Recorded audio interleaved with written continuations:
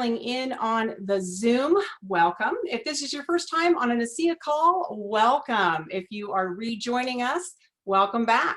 My name is Cara Hale, and I am the Vice President of North America here at ASEA. And tonight, as you can see, we have, for some of you, a very familiar face. Cara Hale Alter is joining us. And I want to tell you a little bit about why we decided to do this call tonight. Number one, the generosity of Cara. She reached out to us last week and said, hey, we have a brand new temporary reality that we are all working with. And I would love to share a little bit of my experience with the ASEA community on how we can better build trust and rapport during this new virtual medium time that we're all living in. So tonight we're going to be talking about how to build trust, how to build rapport, how the best practices should be leveraged with Zoom. So many of us are using Zoom right now. And Cara has put her heart and soul into things like the credibility code. Let me tell you a little bit about her as we get started tonight. She's the founder and president of SpeechSkills. For those of you who've been with ASEA for a little while, you may remember her from being our keynote speaker at the Envision event in 2019. And she brought down the house. I'm a huge fangirl of Cara's, and I get a little giddy because I just absolutely love the message that she shares. Let me tell you a little bit about her experience and why she is so perfect for tonight's message. She's trained for some of the world's most recognized companies. I'm talking about companies like eBay, Gap, Google. She's been a guest lecturer at universities like UC Berkeley, Harvard, and Stanford. She's been featured in lots of different media publications, things like Forbes.com. She's been in the Globe. She's been in USA Today. She has a BA in speech communications and an MFA in theater. And she is the author of one of my favorite books, The Credibility Code. And she lives in San Francisco, my hometown, with her husband, Ed, and they have 2 children. So I could not have been more excited to be sharing this message with our field tonight, Cara. I just want to thank you so much for your generous offer of bringing us all up to speed on how we can be our best online. And you know, for our ASEA community, it's not foreign to any of us to use Zoom. It's not foreign for any of us to be working from home. I think we're all getting used to being kind of under this new model of always at home and not being able to get together with people face to face. For a home-based business, this platform is absolutely perfect. But you know, we're all in a position to increase our skills. And that's one of the things that I loved about your message and your training and your books, because when you are confident in your skill set, it becomes second nature. And so many of us are, you know, trying to get familiar with this camera in our face, right, on a Zoom platform, and what that means for building a relationship with someone you haven't met face to face. So, Cara, I just want to thank you again for being with us. I'm going to turn the time over to you. So there you go.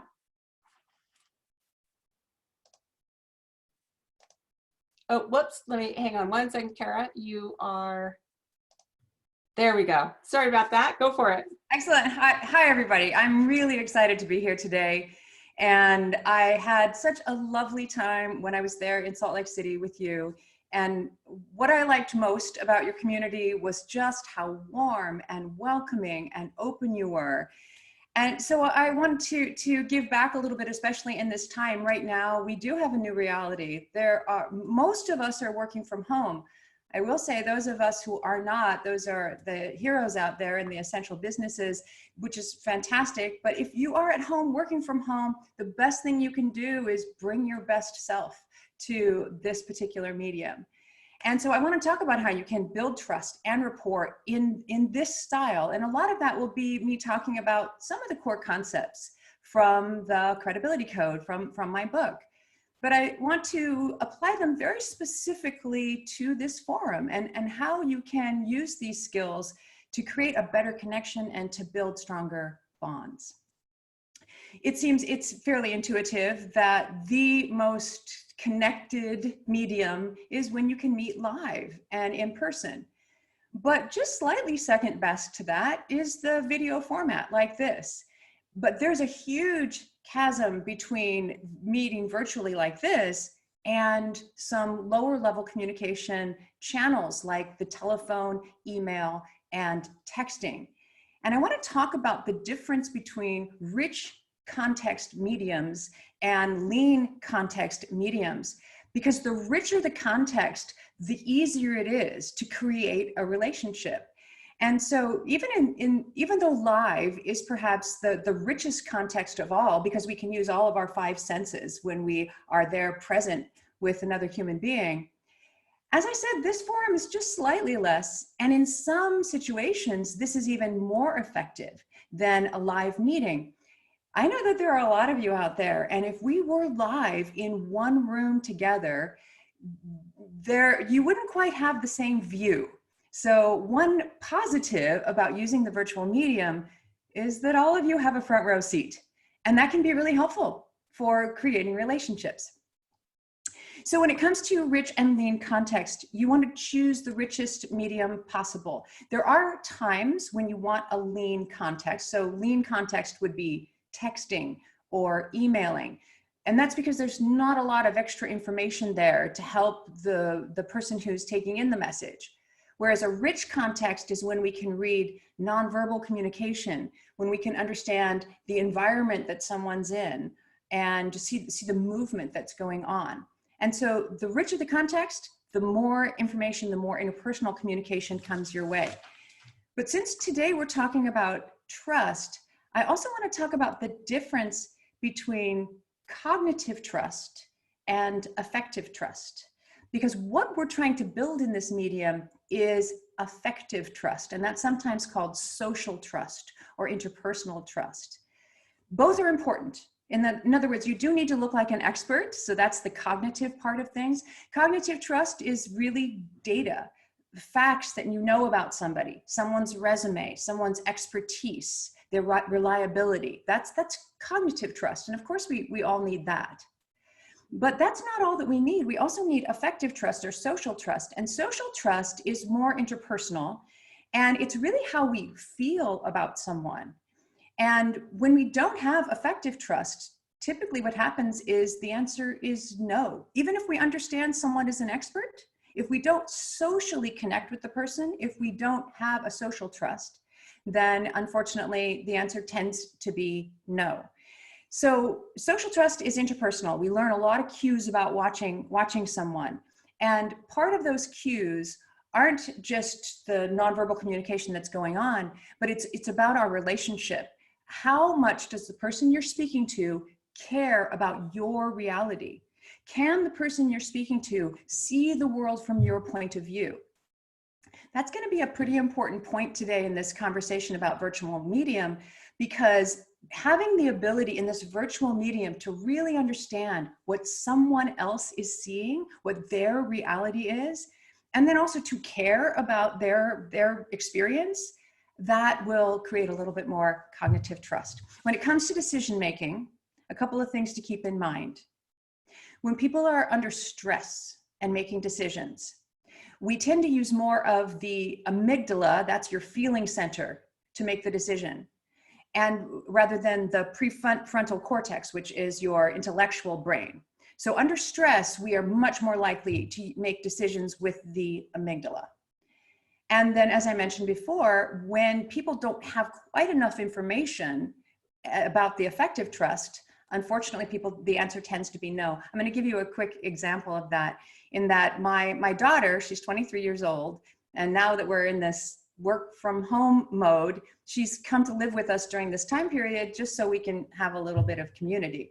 But one of the things, I'm learning a lot of information from her. She works in a high-tech company, and she's in recruiting. And I asked her about how that is going. They're doing all of their recruiting now using this virtual medium. And she said they still have as many jobs to fill. They're still interviewing as many candidates as they usually do, but they actually are putting out less job offers. And the reason for this isn't that they don't have qualified candidates. It's that because they can't really feel someone out as well, they're erring on the side of not hiring. And I asked her, well, why can't you feel people out as well? Why can't you get a better sense of these candidates? And her straightforward answer was that people don't know how they come across on video. And so whereas in the live context, people are a little bit more aware of how they're interacting, in the video format, people aren't quite as sure of themselves. And she can't quite tell if the person is unsure because they're on video or because they just lack confidence. And so that's just another reason why this particular medium, learning to do it well, mastering it, will help you create stronger relationships and help you probably get more positive results out there. But I also want to give you an example of this that very much applies to your organization. And that is, Tyler Norton is a friend of ours, and we had a conversation with him about 3 weeks ago in which we were talking about the scenario that we're in now, especially the work from home mode. And he said, because I care about you guys, I really just want to give you some advice. You really needed to buy this certain product. And we didn't know anything about the product, but because we had affective trust for him, we knew that he cared about us. We knew that his primary goal was to serve us, not serve himself. Because that was so crystal clear to us, we, of course, followed his advice. So my bottom line point here is that a surplus of affective trust, interpersonal trust, your social trust, can actually overcome a deficit of cognitive trust or cognitive information. When you don't quite have enough data, the social bonds can move you forward. So I want to talk about how you can use this medium more effectively to create a stronger bond. Very specifically, what would you pay attention to? Well, as I mentioned, in order to create that interpersonal trust, there's a part of someone's brain that is paying attention to, can you see it from their point of view? Are you aware of their perspective? And so I want to talk about how you can make sure you're showing up in such a way that represents you well, that puts you in a positive light. So we'll talk about not only your lighting, so the light that's truly cast upon you, your framing, how you're filled in the frame, and the background, any distractions that might be there. So I'll talk about those fairly briefly. And then I'll move into your behaviors. And those are the actual nonverbal signals that you might be sending that either build connection, create more relationship, or can unfortunately undermine a sense of trust or undermine your credibility. So let me first start with this particular medium in terms of lighting, background, and the camera angle. I know that all of you have a different experience with this particular tool, so some of you may know this information really well, and for some of you it may be brand new. So if you've heard this information before, just let it be an affirmation of what you already know. What I'd like to do is just very quickly share my screen and give you some visual examples. So let's see. All right, I am hoping that everybody can see now my desktop. I've got my PowerPoint up that says Zoom best practices. And as a fail-safe, my husband is in the other room on this call. And if he walks in the door at any moment and tells me that he cannot see this visual, I will take some action. But I'm gonna hit present and see what we get. Right, best practices, do's and don'ts for Zoom calls. This is a meme that came my way. You can see there's Matthew McConaughey there, and the meme that came my way. If Matthew McConaughey looks like this in a Zoom call, imagine what we look like. Now, this is not me trying to disrespect Matthew McConaughey. I respect him very much, but he was labeled here. He was given the title of People's Sexiest Man of the Year at one point. What I'm trying to say is even he could benefit from better lighting, from perhaps being a little more attentive to his hygiene, if his goal was in fact to come across at his best in this format. This is my daughter. As I mentioned, she's staying with us during this work at home phase. And this is her makeshift office right here in my kitchen. What I want to point out is that this little couch goes a couple of different ways. She can sit any direction she wants to. At the moment, she's got her back to the window. But I want to show you what that does for her lighting on Zoom. This is what she looks like. So when you have backlighting, unfortunately, you can mostly look shaded out. When she just turned her position around so that she's facing toward the light on the couch, this is what she looks like. That's a pretty dramatic difference just by paying a little bit of attention of how the lighting is coming in. I mentioned that she's been a great source of information for us, and part of that is she does send me, if you have either teenagers or other kids at home, it's one of the fun things about having them is they keep you up to date on some of the popular memes and things that are out there. But this is one that she sent our way. This is circling her high-tech company, and that is Zoom meetings on audio only and Zoom meetings with video. And just there's something about having to be on camera that we all just spiff up and perhaps bring a little extra energy to the conversation.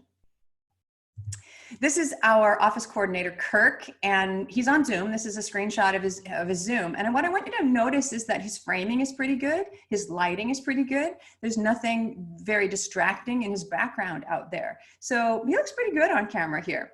I very specifically asked him to recreate for me some of the bad things that we see on Zoom, and I just want to show them to you now. So we quite often will see someone who has their chin up and the camera is a little lower than their eyes, and so therefore he doesn't quite come across at his best, little arrogant with that chin up. Or sometimes it happens that people get a little too close to the camera, and so there's a fishbowl effect here. Or off center to one side. This, I actually asked him to recreate this because I was on a Zoom call the other day. All I could see was someone's fingers typing. I couldn't actually see the person's face. And then this is him clearly not paying attention to his attitude and how that might be coming across. He's calling this resting bored face out there. This is my executive assistant, Lillian, and this is her working from her work from home space, except this isn't exactly her real work from home space because she also has kids at home. And so this is what she's dealing with every single day. Lots of distraction in the background there. And so one of the techniques she could use to help with this distraction in the background is something called virtual backgrounds.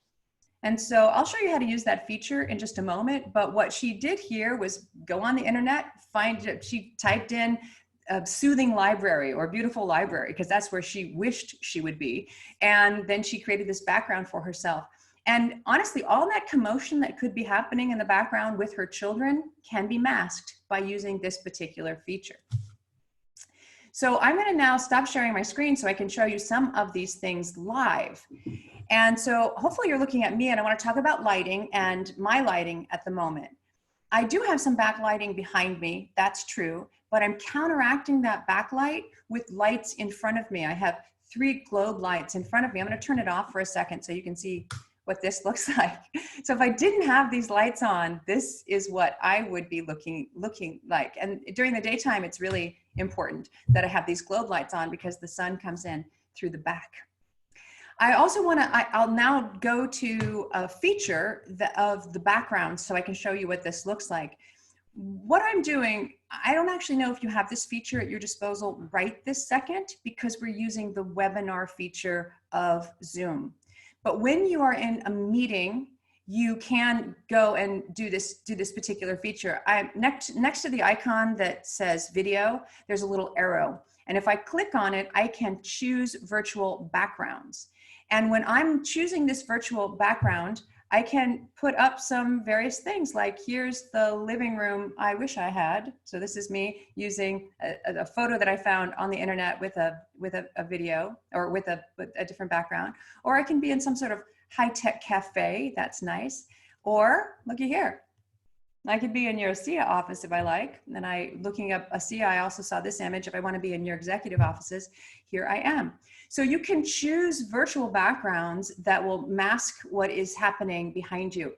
The only problem with virtual backgrounds is that sometimes they don't always work as well as you hope. So if I move a little too much, there might be a little bit of trailing and that sort of thing.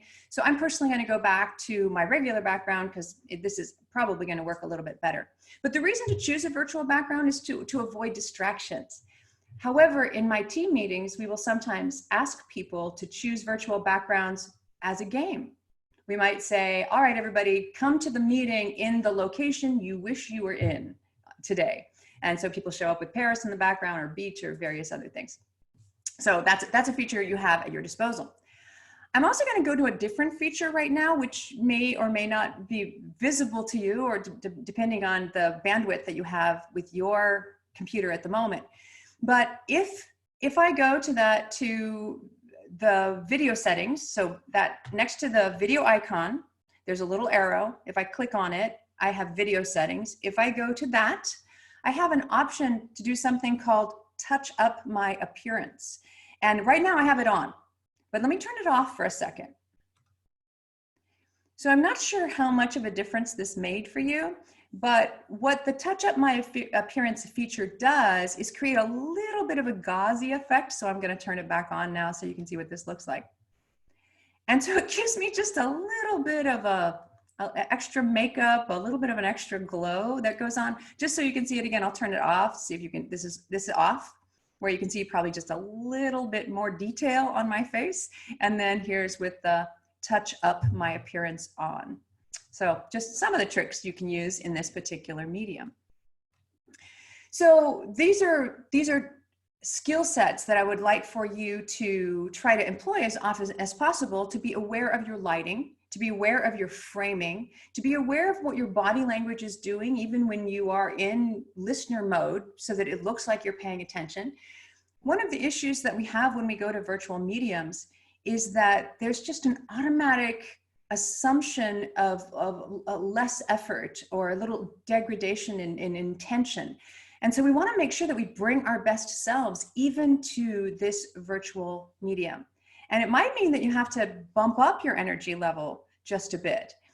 One of the things that I do before I join a meeting is that I try very much to get myself in a fantastic mood.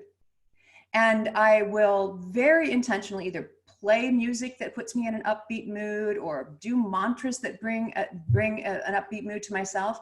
And this is something I do before I deliver keynotes on stage as well. I center myself and tell myself over and over again, I say, wow, I'm in a fantastic mood. I just cannot believe what a great mood I'm in. And I convince myself, I negotiate myself into a really great mood so that I'm just as positive and emitting as much energy as I possibly can. But I also want to now talk about some of the credibility code skills. Very specifically, how can we apply our nonverbal skills to this scenario so that we can create more trust and more credibility? At SpeechSkills, we focus on a skill set that most people think is intangible. And sometimes it's called presence, or executive presence, gravitas, or an air of confidence, je ne sais quoi. So it's oftentimes seen as very intangible. But we very specifically call it visible credibility.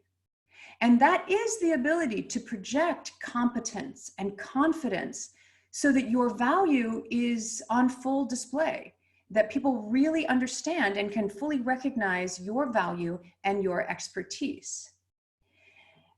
There are some people who just in the way that they carry themselves, you immediately have faith in their abilities. And one person might do it with a big, bold, dynamic style, and then somebody else might do it with a very calm, grounded, down-to-earth style. But whatever the style, you just trust that they can get the job done, whatever the job may be. But there are some people who are on the opposite end of that spectrum, and we say that they suffer from invisible credibility. And that is that they really are smart, very capable people, and they're oftentimes experts in their field, but for some reason that's just not immediately apparent from the outside. The fallacy is that these types of assessments that we make about other people, whether they're positive assessments or they're negative assessments, the fallacy is that our assessments are based on very subjective material, very nuanced or indefinable criteria. But I've spent the last 20 years of my life researching how human beings assess other human beings. And the bottom line is that there really are ground rules. There really are metrics. And certain behaviors lead to at least very predictable assessments on the part of the listener. And as it turns out, there are certain behaviors that have really a disproportionately positive impact on someone's credibility and trustworthiness. And in a moment, I'm going to go over what those very specific behaviors might be so that you can try to cultivate them very intentionally for yourself. But before I do that, I want to talk about how assessments are made. That when we meet somebody, either for the first time or maybe we're greeting them again in a cafe or in a meeting, we take in all the observable cues about that person. So anything we can see, anything we can hear, anything we can feel, the environment itself, we take in all of these hundreds of observable cues. And our brains, being really amazing machines, will crunch all of that and all of a sudden come up with an assessment about that individual. At the very top level, that assessment is a feeling that we trust this person, or we don't trust this person, or we feel safe with this individual, or we don't feel safe, or we are attracted to this person, or we're not attracted to them. So at the very top level, what the brain informs us about is that we have a feeling. If you were to ask somebody why they have that feeling, why they came up with that kind of assessment, almost everybody can go one layer deeper, where we can identify certain character traits, where we might say of someone, well, she just seems so warm and friendly, so welcoming. Or they might say, well, she just seems kind of harsh and distant and arrogant. So we can go one layer deeper and identify some character traits. However, if you ask people, well, what led you to those character traits? What is informing that? That's where we get a little hazy. That's where most people have a hard time deconstructing the metrics that the brain has done so very quickly. And yet, whatever those character traits are, they are based on some observable cue, something that you just witnessed or you just observed that informed all of those feelings and those character assessments. It's really, when we get feedback from other people, oftentimes the feedback that comes our way regarding our effectiveness or our trustworthiness is right along this character basis. We might get feedback that we are not assertive enough, or not approachable enough, or that we're too abrasive or too nice. And so it's in that level of just character trait. One of the problems with getting feedback that's really about a character trait is that you don't know what behavior you need to change. And this is a stopping place for most people. I firmly, honestly believe that all of us are trying our best. And so if we aren't performing at our best, it's because we don't know how. And it's not because we're unwilling to, it's because we don't actually know what behavior we need to change to get that elusive trait that would make us more effective and more trustworthy. And so I'll give you an example of how a behavior can masquerade as a character trait. So far in this conversation, I've been primarily using downward inflections when I speak. But if I were to change that behavior and start using now upward inflections, like there's a little question mark at the end of my sentences, it's very possible that in the back of your mind, you'd begin to associate with me with being less mature and less committed and less sure of myself, perhaps, than I sounded a moment ago. But the only thing that happened there, the only thing I tried to change, was just the inflection of my voice. So it's pretty vital when you want to change for the good, change for the better, to be able to identify what is the observable cue that is actually in the way, either a cue that you need to change and get rid of, or you need to cultivate. And as I mentioned, the good news is that there are certain observable cues that have a disproportionately positive impact on your image. And these are the very cues that I hope you will begin to adopt. So here's one of those cues has to do with your posture. Just as I gave that other example, so far in this conversation, I've been doing my best to have a strong and mostly level head. I have some fluidity in my hands and in my facial gestures. But for the most part, I've tried to keep my head level, keep my shoulders square, and sit up in my chair. But if I were to change that behavior so that now I have a lot of extraneous movement when I'm speaking, even though I'm coming across perhaps as more passionate, unfortunately, all this extraneous movement would probably undercut my appearance of leadership presence. So the ability to keep your shoulders level, to literally have a level head, it has a disproportionately positive impact on your appearance of leadership presence.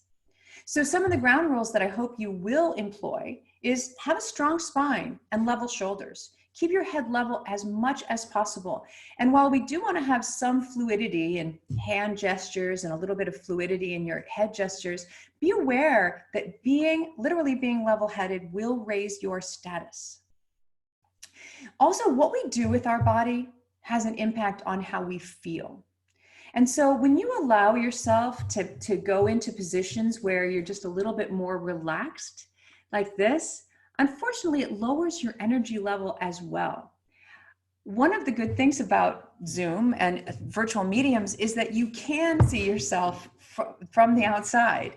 And I almost always have this feature on. What I do is I make sure that I'm in gallery view, so I'm not taking up the whole screen, but I could check in on my image every now and then. And I have to be honest, quite often in a meeting with my staff, I'll catch myself doing something like this and realize, whoops, that's not sending a very connected message out there. So I encourage you to take the opportunity every now and then to check out how you might possibly be coming across on the other side. The next behavior that I'd like to bring up that has a perhaps disproportionately positive impact is your voice, the quality of your voice. And there are many aspects to how to use your voice well. Probably the easiest one to take on that has a huge impact out there is the ability to speak with optimal volume. Because we're on a virtual medium, the truth of the matter is that if I were speaking more softly, you could turn up the volume. And so therefore, you would be able to hear me better. But I'm going to pull back on the quality of my voice for a second and show you that the problem here, even if you can turn this up, is that by not putting enough effort into my voice, I'm not going to sound quite as engaging. So using your voice in a full way, supporting from your diaphragm so that your voice is rich and full and has optimal volume, will just help you to come across as not only more engaging, but more personally engaged. But another skill that's important regarding your voice and the vocal cues that are coming their way is articulation. And articulation is the clarity with which you pronounce your consonants. And the more clearly that you articulate, the more intelligent, the more attentive to details you'll come across. So for example, if I'm using this especially clean articulation, you might get the impression that I'm attentive to details. And that's because my voice is attentive to details. But if I'm using this level of articulation right this very second, even though I know you can understand what I'm saying, I doubt that I sound as intelligent as I did just a second ago. So it's really not about being technically understood. It's using your skills to help people get the better impression of you. And about that, the reason to use these skills well is not to fool people into thinking you are something that you are not, but really the other side of that, which is to help people to see you at your best, to see you the way you see yourself.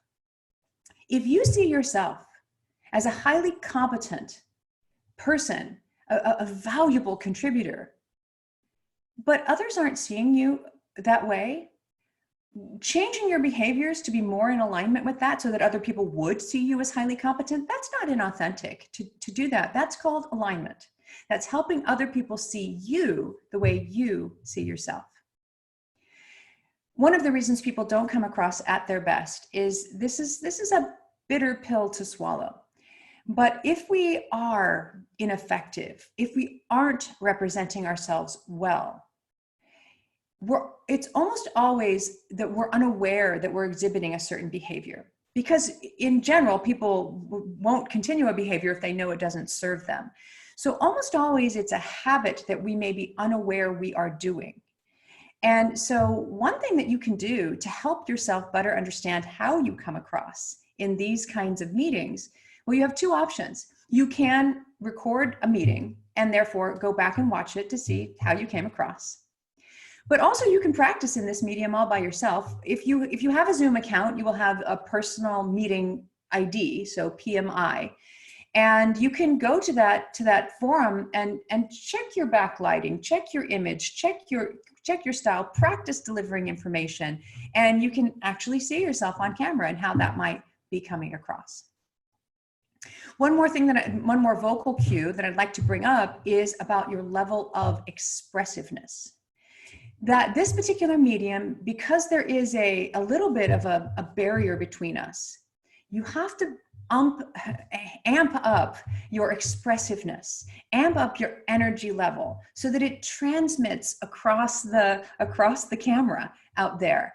And so maybe you need to put yourself, just give a little bit more energy to all of your communication. One of the tricks that I will sometimes do in a live workshop where we have participants interacting with one another, is that I will sometimes invite someone to come up to the front of the room to play a game of catch. Well, I have these koosh balls that I throw. So I will ask somebody to come up to the front of the room with me to play a game of catch.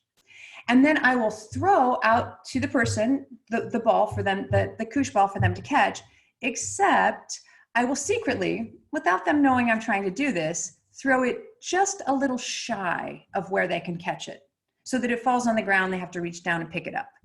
Then they throw it back to me because they think it's just a friendly game of catch. And I throw it again, once again, trying to throw it just shy of them being able to catch it. So they have to reach down and pick it up. And I do this several times until I can really see that the person's good nature is wearing thin. I mean, they're trying to be a good player and all, but I can see that their good nature is wearing thin. And then I will say, hey, just checking, are you having fun? And they will admit, no, I am not having fun at all. And I will say then to the rest of the group, so this is an example of what it's like to play with someone who just doesn't give it their all, who just doesn't get the message all the way to you. It just takes so much effort to do it.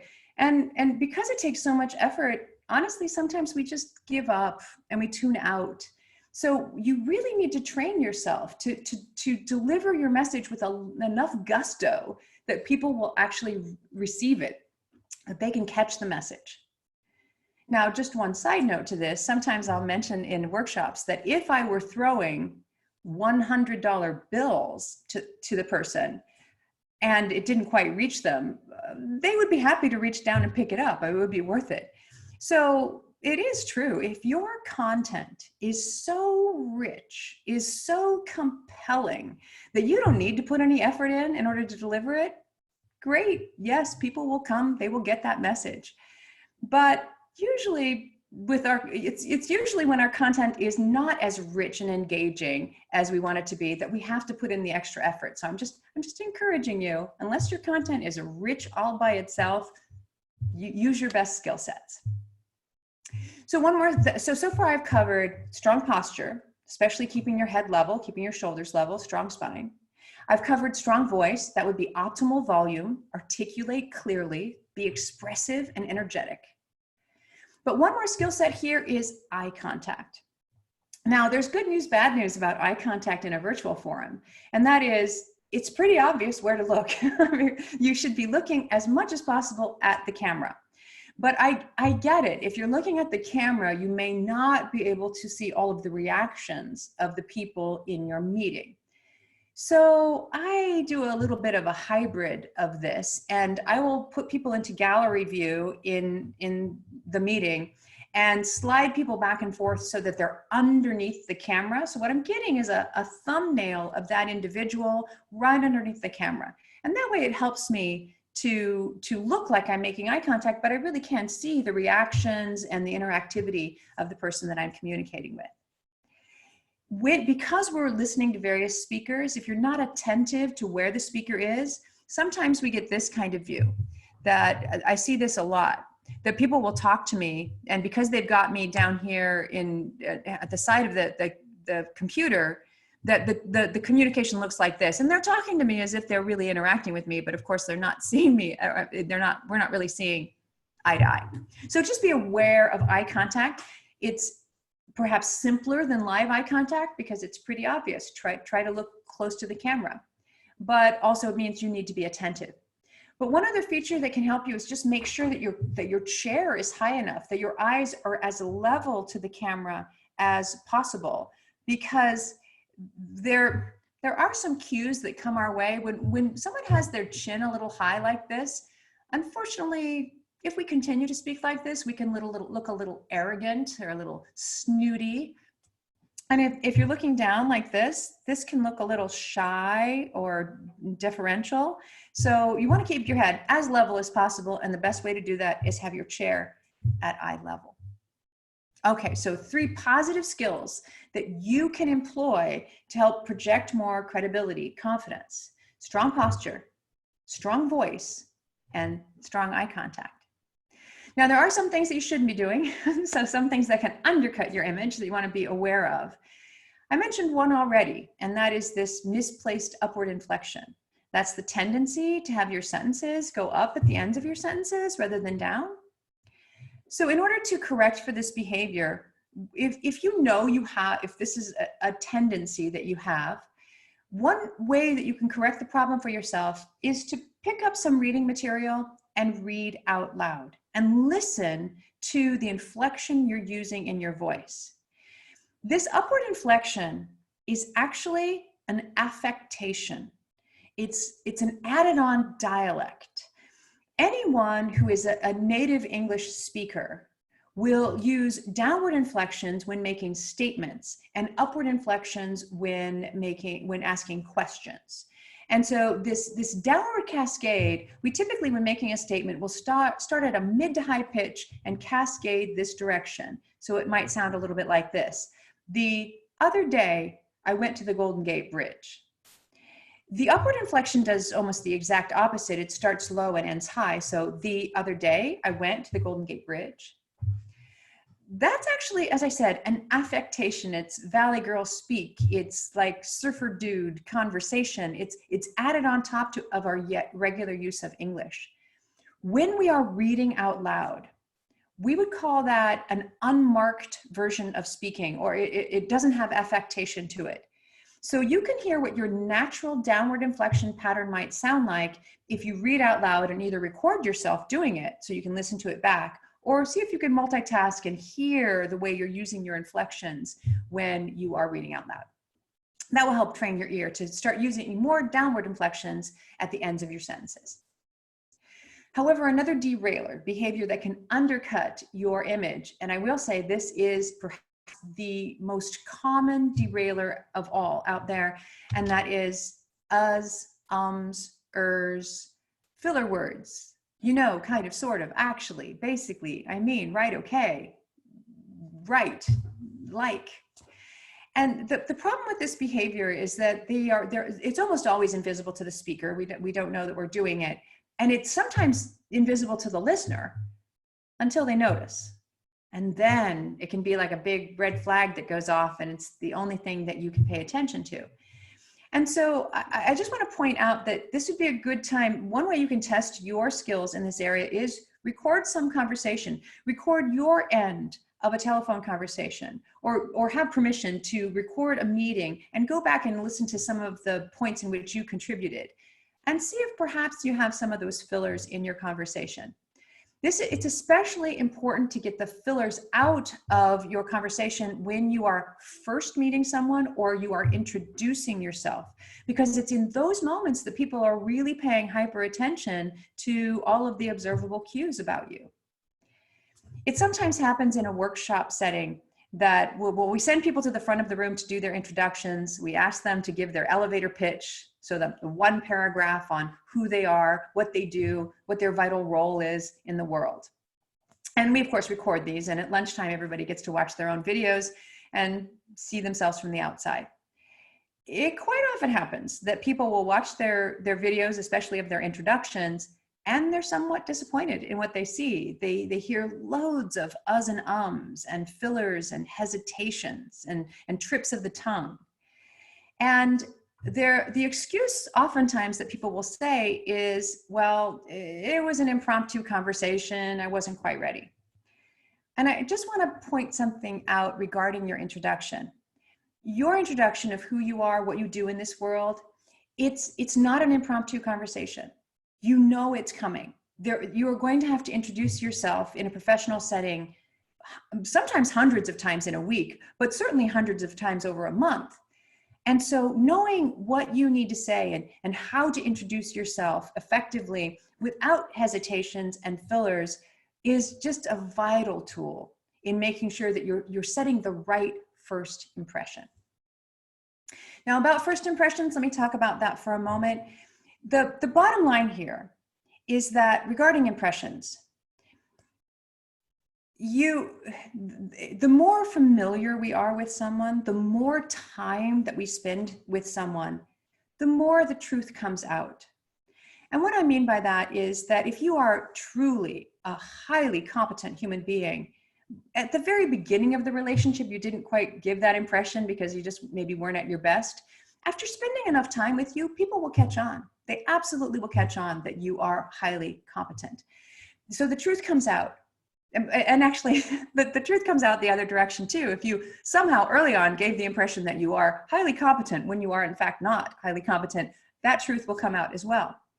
So it's not strictly true that you're stuck with a first impression. It's just that what it takes to change a first impression is consistent behavior over time. And sometimes you just don't have the time. If you haven't given the right first impression at the beginning of a relationship, well, for one thing, what people do once they have an impression of you is that they look for proof that their hypothesis is true. They don't look for proof that their hypothesis is wrong. So if they get an impression about you, they'll continue to look for proof that that is true. But also, if it takes consistent behavior over time to change someone's impression, sometimes you just don't have the time because they've written you off early in the relationship. And so that's the reason to set a first impression, a positive first impression, an accurate first impression, so that you just don't have to fight against that you're starting out right away on the right foot. All right, so I'm going to look at my notes here. One of the things I meant to say, but I haven't quite said yet, is that it's okay to be fallible. I am not suggesting in any of this conversation that you have to be perfect 100% of the time. What I am saying is that there are so many cues people are using to assess you. And a lot of those things, those cues that people are using, are outside of your active control. An example of that is, I might personally look like your cousin Jennifer, and you love Jennifer, and so therefore you have an automatic affection for me. Or you hate Jennifer, and so you don't know why, but all of a sudden you don't like me. So there are so many cues that go on that are outside of our active control. I get that. So my hope for you is that anything that is within your active control, you would do your best to take control over it. You're just trying to get as much evidence in your favor as possible. But I am not suggesting that you shouldn't be fallible or that you should be afraid it's okay to mess up. It's okay to trip over your words. It's okay to not absolutely be at your best every single time in this particular forum. It's even okay to use those leaner forms of communication. And let me give you a couple of examples of when that would be helpful. We use leaner forms of communication when we want to expedite or when our relationship is already solid. For example, my husband and I can text back and forth to each other, and I don't have to give context because our relationship is solid. I don't have to worry about my tone of voice in those leaner contexts. But the richer contexts are when you really do want to build relationships. All right, so I've talked a lot. We have just a few minutes left. Let me check in with Karen to see if there are any questions out there that I should be answering. So, hi. Hi, Cara. That has been such a great message. I have been scribbling notes feverishly, and I've been watching our Facebook scroll. A couple of things that I wanted to call out. Cara, we have people watching on Facebook tonight from Australia, from the UK, from Canada, from all over the United States, and from the Philippines. So this has been a truly global opportunity for us to get our skill sets more developed. One question that came up is, in this type of a forum, when you're not using a presentation, you're not doing a screen share, you don't have the whiteboard, it's just kind of the conversation mode. If you're in that and you have a message that you don't have down pat, right? How do you recommend people use notes? Are they on the computer? Are they on a pad of paper? Is there a platform that you recommend? So if somebody's needing to reference notes, or maybe even some scripting prompts, some little cheat sheets, what do you recommend? You can do it a lot of different ways, but I first want to say it's okay to have notes. It's okay to have paper in front of you. I have several times looked down at these notes to catch what was it that I was supposed to say next. I'm an advocate of notes. You don't have to even apologize for having them in front of you. The rule of thumb here is that you really do need to be mostly paying attention to the person you're speaking to, the people you are speaking to. But that doesn't mean that it's off limits to check your notes, look at it for a second, and then get right back. It's okay. It also sometimes will give you freedom of mind. When you have your notes in front of you, it gives you a direction. You've got some bullet points.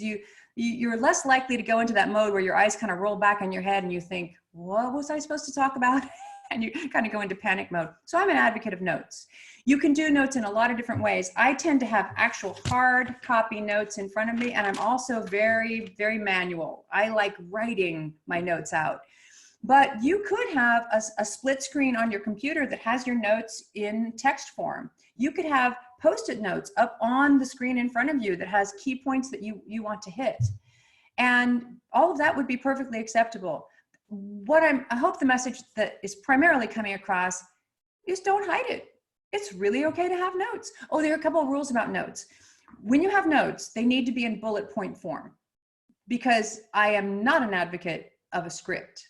I can hardly say that firmly enough. When people read from a script, the humanity just drains out of the conversation, the spontaneity, the realness, the live quality. And so unless there are very few people in the world who can read a script as if it's spontaneous, those people are called actors. And unless you consider yourself to be an actor, it's unlikely you can do it and still sound spontaneous. So I encourage you to have bullet point notes, and a bullet point unlocks a paragraph of information. And that should give you enough security by keeping the spontaneity. I love it. I'm still watching this Facebook feed come in, and I want to share that one of our Australian ASEA family members says, I'm so excited about the virtual background that you showed, because now I can be at the ASEA headquarters all the time. Isn't that fun? So a couple of tips about that. And that is, I struggled with that background myself for a while, and I realized that I hadn't upgraded to the newest version of Zoom. So that is the first thing you want to do if you're going to try to get that background. And even when you have the background, it's possible that your computer itself might not be up to date enough to be able to use the feature. So make sure that it's really the technology you want to make sure is just recent enough that you can use the feature. Fantastic. It looks like from all of the Facebook comments, overwhelmingly grateful to hear your message tonight, Cara. On behalf of everyone who's watching this live, either through Zoom or through Facebook, lots and lots of gratitude coming through. One question that I think is great for us to wrap up on is, where do we get more of you? So if you've got, if we want to give a big shout out to the Credibility Code, they can buy that on Amazon. Is that right?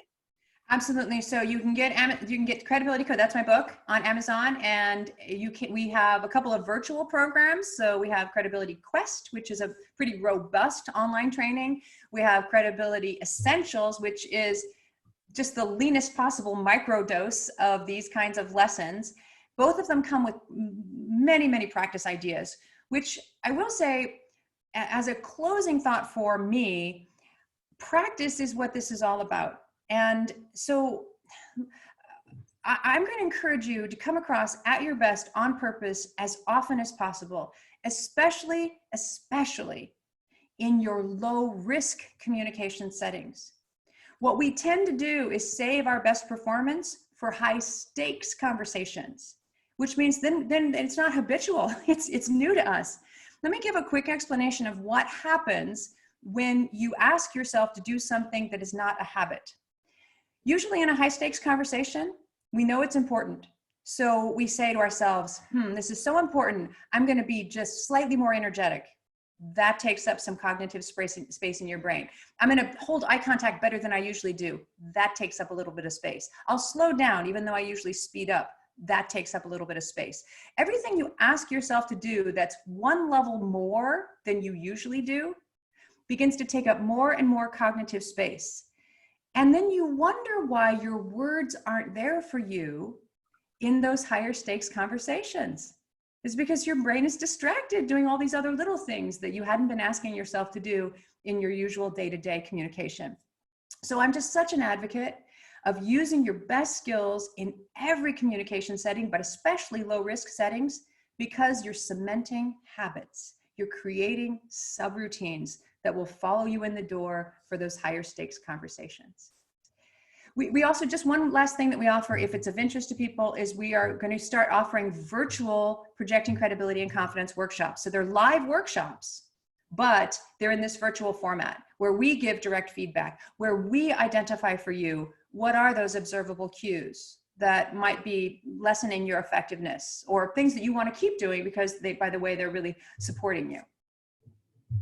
Absolutely fantastic. I have loved getting all of this information. I can't wait to go back and rewatch so that I can work on new skills myself. I've got a couple of things that I want to just share before I turn it over to you, Cara, to kind of close it out with any final thoughts. So a couple of fun things here for you. If you're watching us live right now, I would love for you to drop a note into the comments, something that you learned, something, an aha moment that you had come across. We've had several of them coming through. I would love to hear and see more of those that we can pass along to Cara. Reminder, you can get the book at Amazon.com. Cara, what is the best website for them to go if they are interested in subscribing to any of these classes that you have online? SpeechSkills.com should get you to our website. We are currently in overhaul mode and we are redoing our website, but at the moment, SpeechSkills.com will get you there. And you'll find options there for workshops. We're a little bit behind the curve on putting our virtual workshops up, but I would say within about a week or so, you'll get the virtual projecting credibility and confidence workshops up for open enrollment. All right, we've already got some great comments coming in here.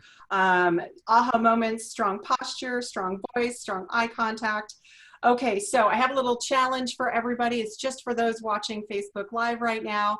I would love to send you a free tube of Renew 28.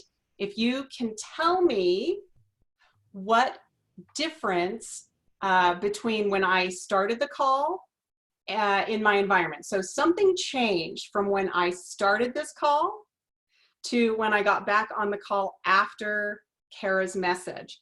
And it's all about, you know, what Cara was talking about today. So if you noticed the subtle change in my environment, no, my hair has always been blonde. Thank you, Foster. But if you noticed the subtle difference in my environment, I would love, lighting, Priscilla Pasimio, you are getting a free tube of Renew 28. I changed the lighting in my office, and I'm glad that you noticed, because that's part of creating that environment that Cara is talking about. That's so very, very important. All right, I know that everyone enjoyed this presentation as much as I did. I see tons and tons of great comments coming in, and I know that there's more to come as people add, tag, and message their friends, their family that are in this new temporary working environment that we are all in, but let's have some fun with it as well. This is a great resource for us to continue to spread the message that we have here at ASEA, to continue to work towards that incredible mission vision that we have here to better people's lives, to be a force for good in the world. We have incredible products to offer. We have incredible personal development, just like this, that we are committed to. So I want to thank everyone for being on with us tonight. Cara, I'm going to turn it over to you for a few closing comments. Excellent. Well, thank you very much for having me out here. And I will say, maybe closing piece of advice is, when you master any medium, you automatically raise your status. People have more respect for you. This is a fairly easy medium to master, but we've seen lots of people out there that are still working on it. So I encourage you, make yourself the front of this learning curve as the entire world goes to more virtual communication. Put in the effort to master this medium so that you feel more comfortable and, of course, project more credibility and confidence. All right. All right, everyone, thanks for joining us tonight. More incredible training opportunities coming at you. Stay tuned. And until we meet again, stay awesome, ASEA. We'll see you next time.